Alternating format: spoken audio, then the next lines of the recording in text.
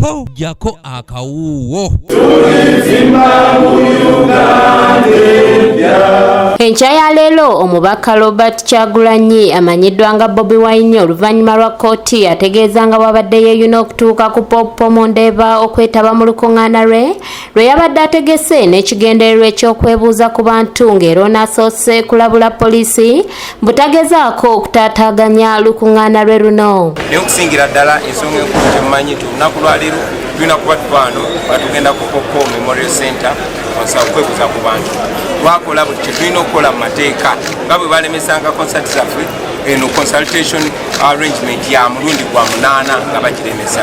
Bagambanga nti baagala tukolere mu kifo ekitali kiggule, ekifo ekiggale ne tufuna lira era nga bwe twafunye Popo Memorial Hall ngeri enclosed. Wabula ono eno taganyiziddwa kutuukayo olwa poliisi n'amagye ebyakedde okuyiibwa mu kifo kino n'ekigendererwa ekyokulemesa Kyagulanyi olukuŋŋaana era gye buzibidde nga terubaddeeyo.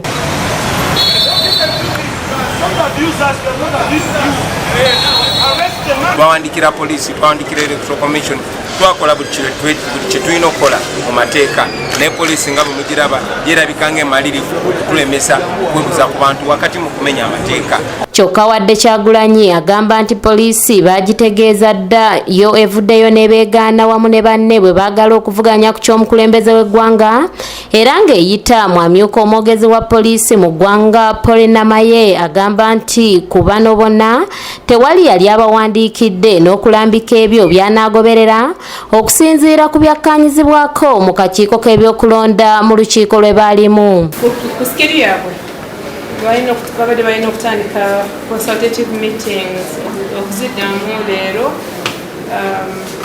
ennaku 24 naye ate twatuula mu lukiiko nabo ku electoral commission ne batusuubiza nti bajja kuba nga batuwa strategies 10 ezijja kubayamba n'okutuyamba okulaba nti obuvuyo bwe twalaba kasanga omwezi oguwedde tewuddamu. Namaye agamba nti bonga poliisi bawandiikira abakulu bano ku nkomerero y'omwezi ogwaggwa nga babajjukiza okubatuukirira kw'ossa okubaweereza ebiwandiiko ebibayita wabula teri n'omu yali ayanukudde okuggyako okuwulira nti balinayo enkuŋŋaana.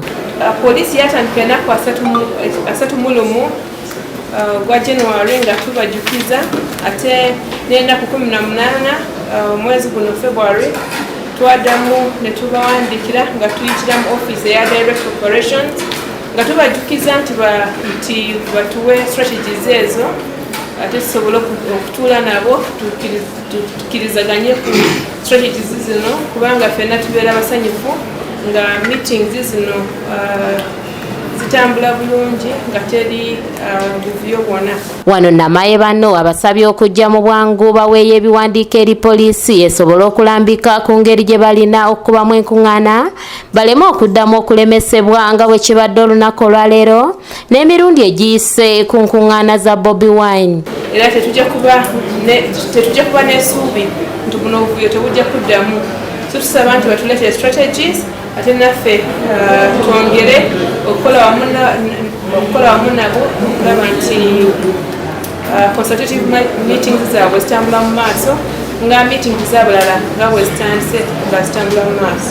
Waliwo n'omuvubuka tannategeerekeka akedde okusuula akabizi ku kifo ekimanyiddwa nga Independence Monument ng'onakyanoonyezebwa ggulweko ogw'okumalako ekisolo eddembe ng'amyuka omwogezi wa poliisi mu Kampala n'emiriraano Luuko Weesigire bw'annyonnyola. Tumutegedde kuba kamera zaffe zibadde zimulaba bulungi waddidde akabizi akato n'akasuula Independence Monument. Tetumanyi kigendererwa ki naye tulowooza okuba kuvumirira ddembe lya bisolo era nga wakunoonyezebwa abe nga akwatibwa. Embizi eno egiddwawo netwalibwa poliisi CPS ng'ete essaawa z'olukumi. Stephen Tumusiime yakusakidde eggulire lino okulwa ABS Television.